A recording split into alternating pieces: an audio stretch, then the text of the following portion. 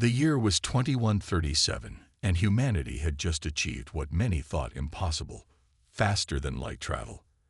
The experimental vessel Challenger floated silently in the darkness of deep space, its sleek hull reflecting distant starlight. Captain Alan Gregory stood on the bridge, his experienced eyes scanning the redouts. At 45, with salt and pepper hair and steady hands, he embodied the careful approach that had guided humanity to the stars. "All systems check complete, Captain," said Lisa Baker, the ship's science officer. Her dark hair was pulled back in a practical ponytail, and her quick mind was already processing the unusual readings on her screen.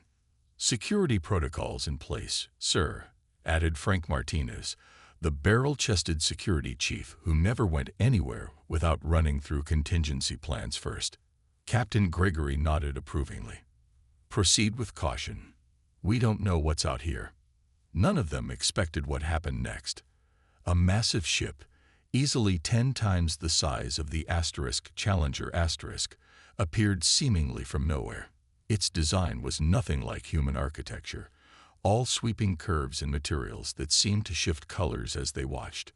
"Hold position," Gregory ordered calmly. "Open emergency barriers. Power to shields." Lisa, analyze that vessel. "Frank, ready the escape pods, just in case." The crew moved with practiced efficiency. Years of drills had prepared them for first contact scenarios, even if no one truly believed they would happen. "They're hailing us," Communications Officer Judy Miller announced, her voice steady despite the historic moment. The main screen flickered to life, revealing a being that looked almost reptilian, with scaled skin in shimmering purple. When it spoke, the ship's computers translated. "Greetings, humans. I am Ambassador Selfar of the Galactic Confederation. We have been watching your advancement with interest." What followed was humanity's introduction to a universe far larger than they had imagined. The Galactic Confederation consisted of 7 advanced alien species who had formed an alliance centuries ago. They welcomed Earth as a potential new member, though with obvious reservations. During the initial meetings aboard the Confederation vessel, Gregory noticed the aliens exchanging looks whenever the humans mentioned safety protocols or precautionary measures. Finally, a tall, muscular alien with red scales, a Jaraxian named Commander Krasval, addressed the elephant in the room. "You humans check everything 3 times before taking 1 step forward," he said with a sound that their translators identify as a laugh. "In the time you spend preparing, our people would have already finished the mission." Gregory maintained his diplomatic smile. Different approaches have different merits. Later, as the human crew was given a tour of the Confederation ship, Lisa Baker noticed something concerning in the ship's data displays. Unusual patterns in stellar readings that seemed to indicate something massive moving through distant space. When she mentioned this to their Confederation guide, the alien dismissed it. "Background radiation fluctuations. Nothing to concern yourself with." That evening, during the diplomatic dinner, Gregory overheard 2 aliens speaking, not realizing the human translators were still active. These humans, so careful, so cautious, almost cowardly by Confederation standards. Yes, but they might still prove useful. Their technology is primitive, but interesting. Gregory said nothing, but exchanged glances with Lisa Baker across the table. Her slight nod told him she had heard it too, and that she had more to report about those strange readings. As the Earth ship prepared to return home with news of first contact and an invitation to join the Confederation, none of the aliens noticed how carefully Lisa Baker downloaded copies of the stellar anomaly data, or how Frank Martinez quietly noted the gaps in the Confederation's security systems. They had been called cowardly, but sometimes caution was just good sense. And soon, that caution would prove to be humanity's greatest strength. 6 months had passed since first contact. Humanity had established a small but functional embassy on the massive Confederation capital station, a ring-shaped structure that housed representatives from all 7 alien species. Ambassador Diane Powell adjusted her formal blue suit as she prepared for another difficult meeting with the Confederation Council. At 53, she carried herself with quiet dignity, though the constant subtle mockery from some council members was testing her patience. The humans request additional time to review the defense treaty, she stated calmly to the assembled aliens. A collective sigh echoed through the chamber. The Zoraxian representative flared his red scales in obvious frustration. Always more time, more reviews, more precautions, he said. While you hesitate, progress stalls. This is why humans are considered the cautious species. The way he said cautious made it clear he meant cowardly. Later that day, in the embassy's science division, Lisa Baker hunched over her workstation. The small room was filled with equipment she had brought from Earth, alongside new Confederation technology. Her eyes were tired from hours of analyzing the strange data patterns she had first noticed during the initial contact. "See anything new?" asked Captain Gregory, who had entered quietly. Lisa pointed to her screen. "The anomaly is growing, Alan. Something massive is moving through deep space, headed toward Confederation territory. Have you told them?" She nodded. 3 times. They keep dismissing it as natural space phenomena. But look at this movement pattern. It's deliberate. Gregory frowned. "Keep working on it. I've got the Challenger mapping the borders of Confederation space, and we found something interesting too." He showed her images from their recent expedition. Strange gaps in the Confederation's sensor network, blind spots that seemed too convenient to be accidents. "They're overconfident," he said quietly. "They haven't faced a real threat in centuries." Meanwhile, in the embassy's training area, Security Chief Frank Martinez was running drills with a mixed team of human security personnel. They moved through simulations with careful precision. "Faster doesn't mean better," he reminded a young officer who had rushed ahead. "Check your corners. Verify your targets. Have backup plans for your backup plans." Word had spread through the station about the overly cautious human security team. Most aliens found it amusing, but a few veteran officers from other species had begun to quietly observe their training sessions. That evening, a minor incident proved the value of human protocols. A pressure malfunction in one of the station's residential sectors triggered human-installed warning systems 3 minutes before the Confederation's own alarms activated. The early warning gave residents crucial extra time to reach safety areas. When the emergency was over, a female Zoraxian engineer approached Ambassador Powell in the corridor. "Your warning system saved my child," she said simply. "Perhaps there is value in what others call caution." Powell nodded appreciatively, but the moment of understanding was brief. At the emergency review meeting the next day, most Confederation officials focused on how quickly they had repaired the damage, not on how the human early warning system had prevented casualties. Back in her private office, Powell received an encrypted message from Earth Command. They had reviewed Lisa Baker's data and Captain Gregory's reports about the sensor gaps. "Continue diplomatic efforts," the message read, "but quietly prepare. Something is coming." Powell looked out her window at the spectacular view of alien ships coming and going from the station. The Confederation was impressive, technologically advanced, and supremely confident. But as Lisa Baker's data showed, something was moving in the darkness beyond their borders, something the overconfident Confederation wasn't prepared to face. And only the cowardly humans seemed to be taking it seriously. 1 year had passed since first contact, and Lisa Baker's predictions were finally showing verification. The anomaly she had tracked was now close enough for even the Confederation's standard sensors to detect. The main hall of the Confederation Science Council buzzed with nervous energy. "The readings are clear," said the Mantesian representative, his insect-like appendages clicking as he manipulated the holographic display. "A large mass is approaching Confederation space. Likely a dense asteroid field or gas cloud," suggested another council member dismissively. "Nothing to worry about." Lisa Baker stood up from her observer's seat.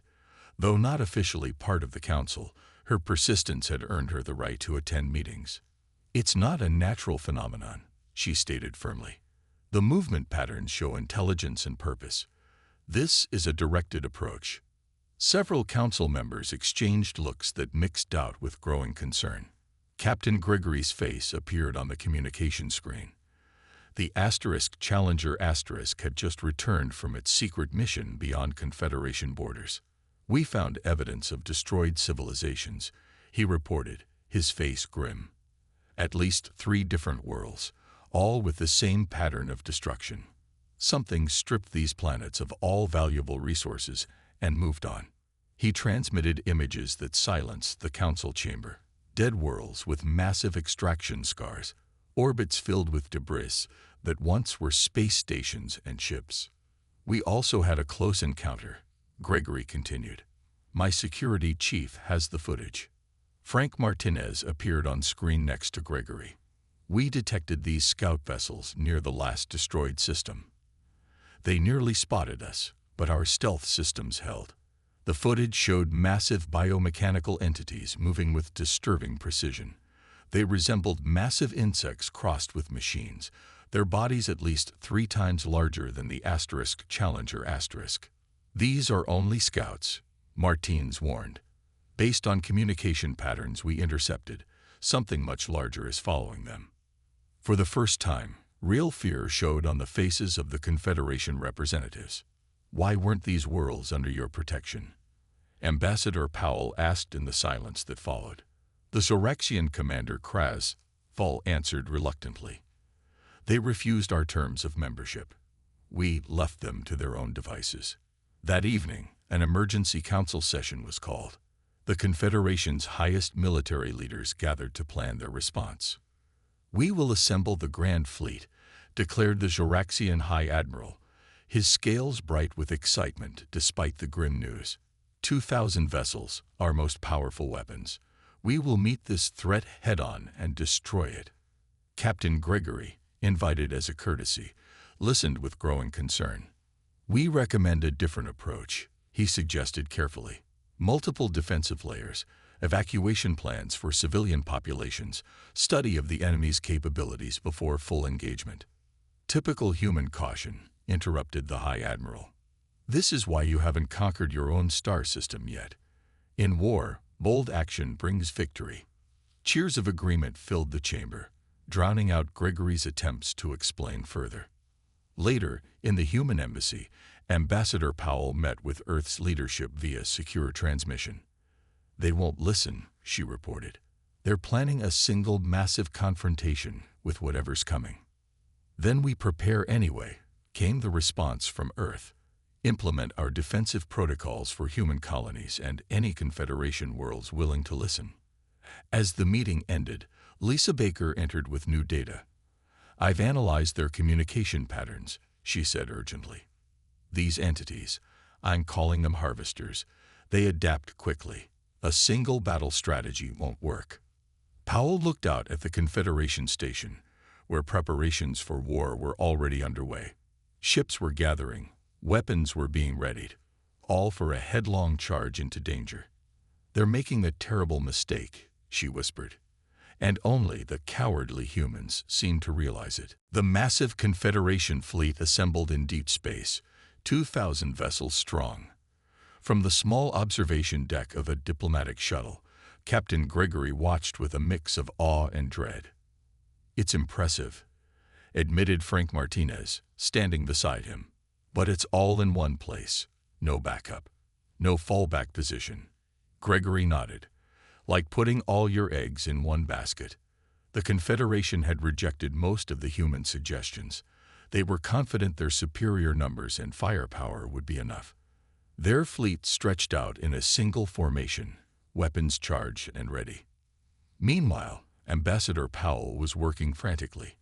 While the Confederation prepared for their grand battle, she had convinced 5 outer worlds to implement human defensive protocols. Evacuation ships were positioned, communication systems doubled, and defensive measures layered. "The humans think we will need to run," said one local governor with a laugh. "But we humor them. They mean well, even if they are overly cautious."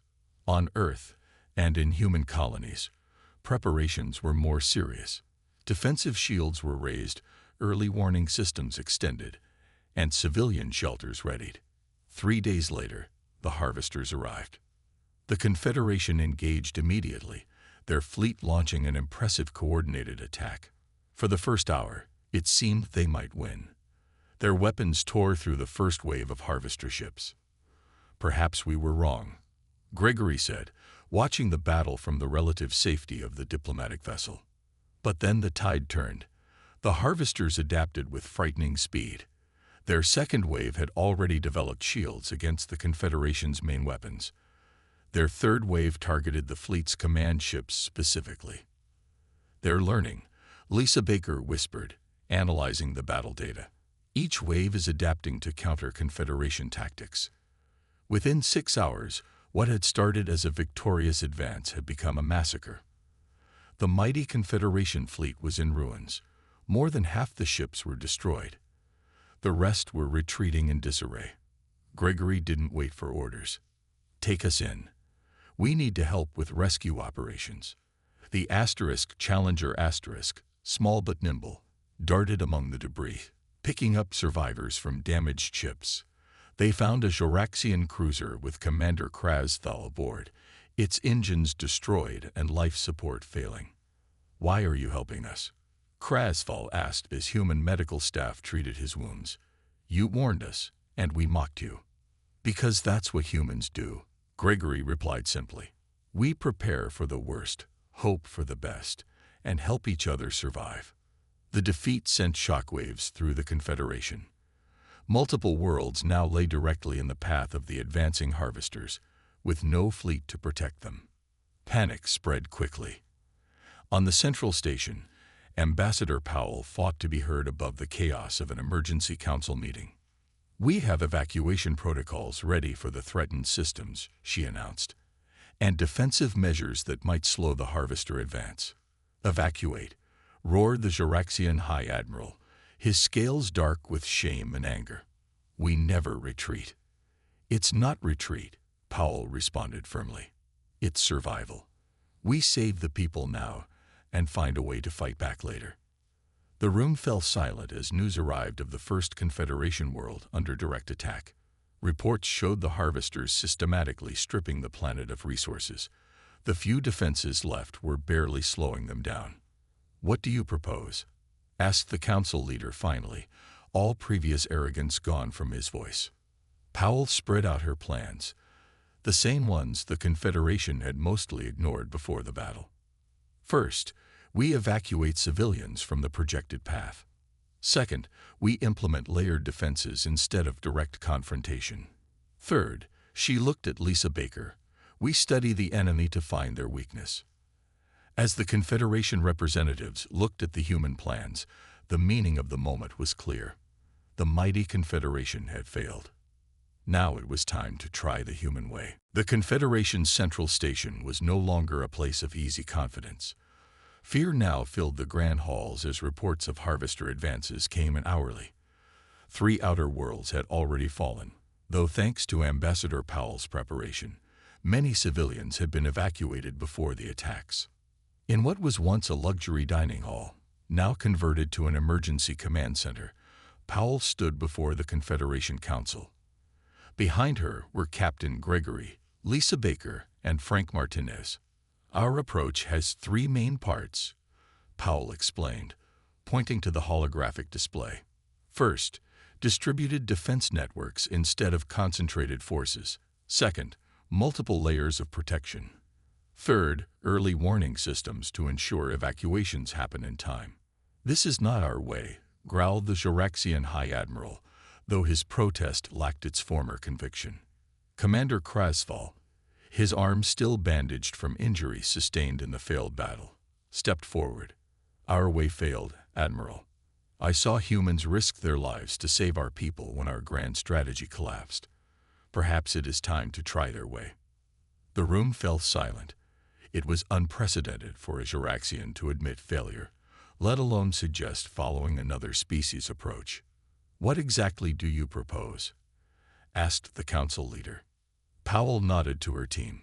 Gregory stepped forward first. "Instead of rebuilding one large fleet, we create smaller coordinated battle groups," he explained. "When the harvesters adapt to one tactic, The other groups switched to different approaches. Lisa Baker went next. My science team has been studying the harvester communication patterns. They rely on a central coordination system. If we can disrupt it, they become less effective. Frank Martinez concluded. Meanwhile, we fortify key positions with layered defenses and prepare civilian populations with clear evacuation protocols. The council debated briefly, but with the harvesters advancing and few options left, they approved the human plan. What followed was a flurry of activity across Confederation space. Human engineers worked alongside alien technicians, implementing redundant systems and backup protocols that had been standard on Earth for decades. Krasthal, still recovering from his injuries, joined Gregory on the Challenger to coordinate defense implementation. I never understood why humans check everything 3 times, he admitted as they worked. I thought it was fear. Now I see it is wisdom. Gregory smiled. On Earth, we have a saying, better safe than sorry. Lisa Baker led a mixed-species team of scientists, analyzing every piece of data from the harvester encounters. They worked tirelessly in a laboratory on the central station, looking for any weakness they could exploit. Their communication system has patterns, she explained to her team. Every adaptive change follows a specific signal sequence. If we can block or corrupt that sequence. Meanwhile, Frank Martinez trained mixed security teams across multiple worlds. Move carefully, he instructed a group of Confederation soldiers. Plan each step. Always have a backup route. A young Jiraxian soldier raised his hand. But our training says to advance quickly and overwhelm the enemy. And how did that work against the harvesters? Martins asked quietly. The soldier lowered his hand. As preparations continued, the harvesters pressed forward, consuming world after world. But now, each world they approached was better prepared. Civilians were evacuated before the harvesters arrived. Defensive systems slowed their advance. Small, mobile fleets harassed their forces using constantly changing tactics. In her private office, Ambassador Powell received a message from a Confederation governor whose world had been among the first to implement human protocols. Your warning systems gave us time to evacuate our entire population. The message read, our world is lost, but our people survive. We no longer think of humans as cowardly. Powell shared the message with her team that evening.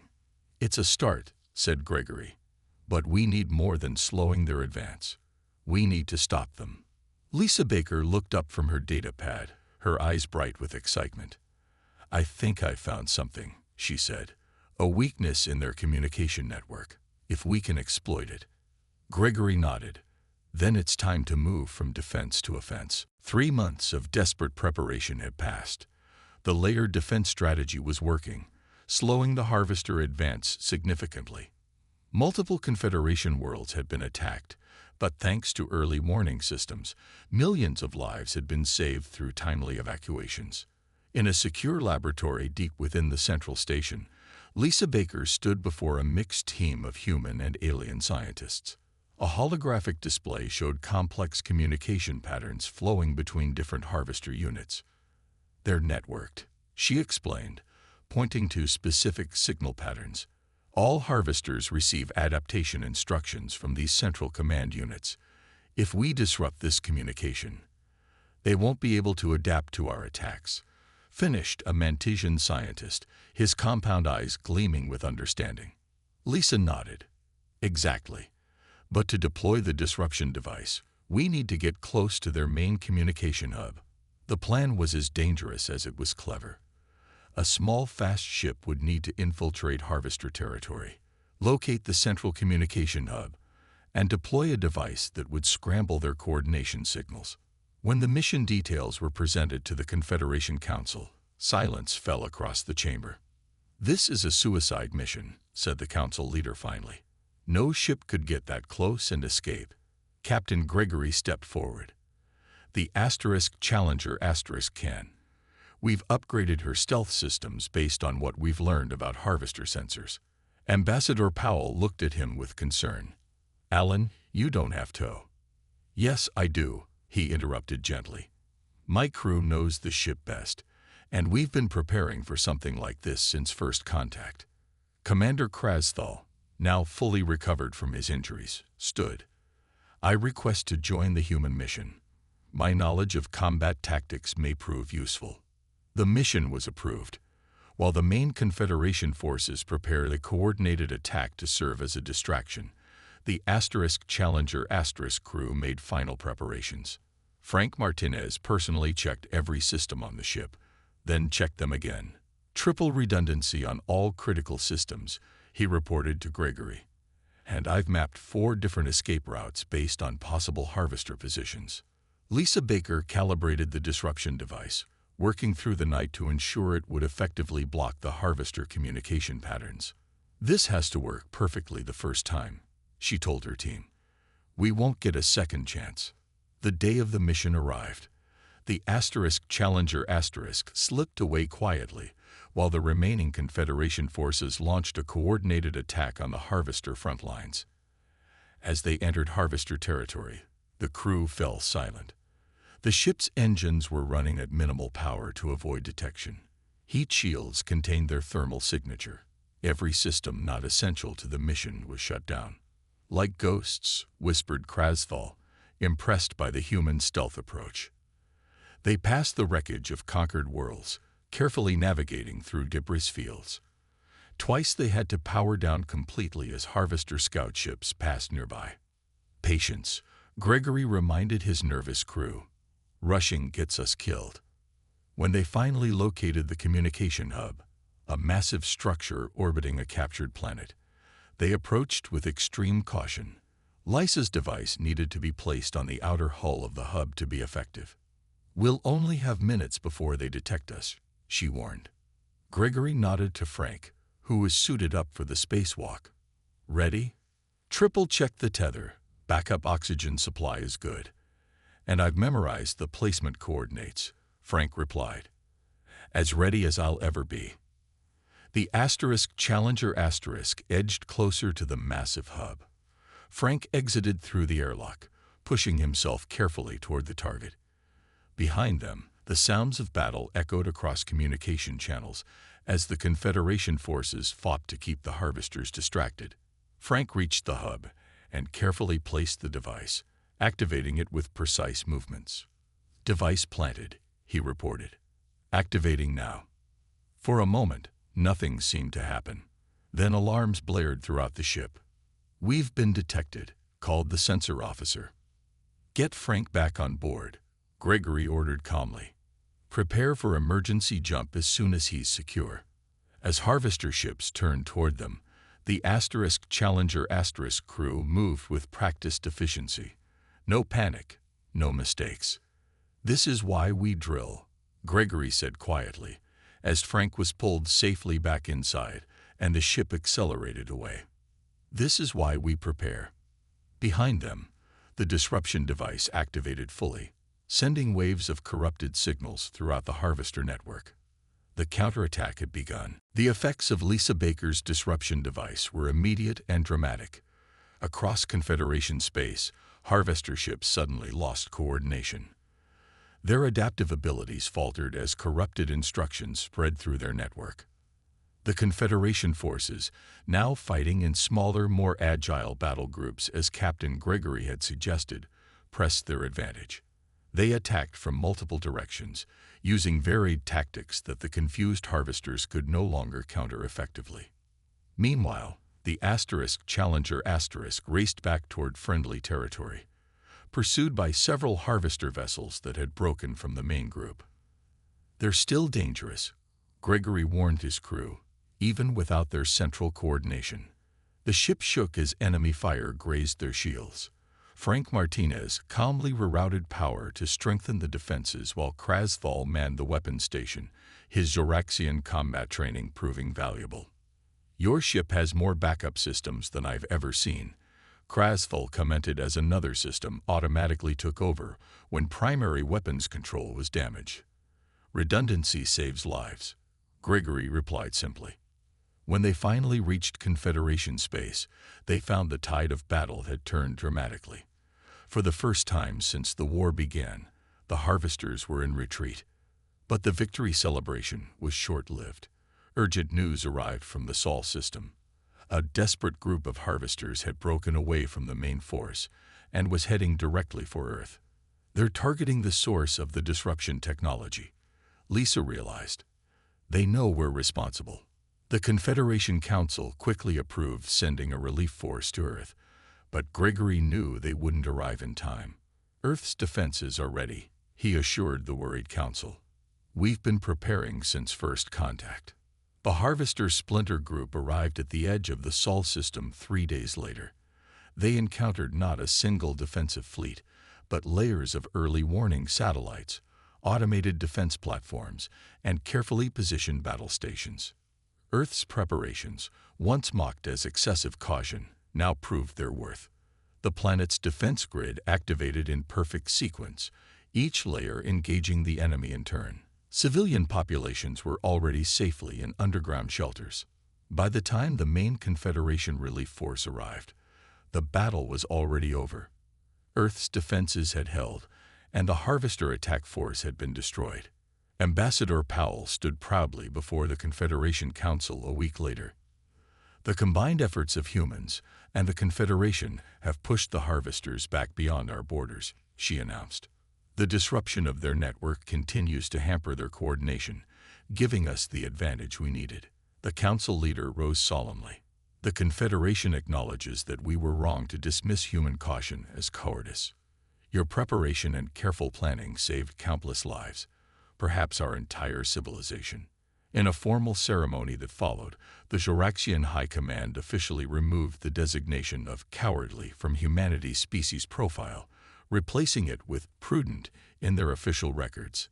Captain Gregory, Lisa Baker, and Frank Martinez were awarded the highest Confederation honors for their roles in the victory. As they stood on the observation deck of the rebuilt Central Station afterward, they watched ships from all species working together to construct a new network of early warning systems. It's strange, Lisa said, watching the activity. A year ago, they laughed at our safety protocols. Now they're building them throughout Confederation space. Gregory nodded.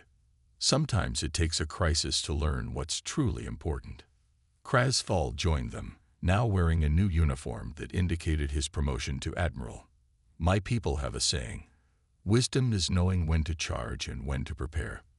We had forgotten the second part until you humans reminded us. As the stars shone above them, Gregory watched human and alien engineers working side by side, installing the same redundant systems and backup protocols that humanity had always valued. It turns out, Lisa said with a smile, that caution isn't cowardice when the stakes are survival. It's the highest form of courage, the courage to prepare for the worst while hoping for the best. And across the stars, a new era had begun, with humanity taking its place as respected leaders in a stronger, wiser confederation.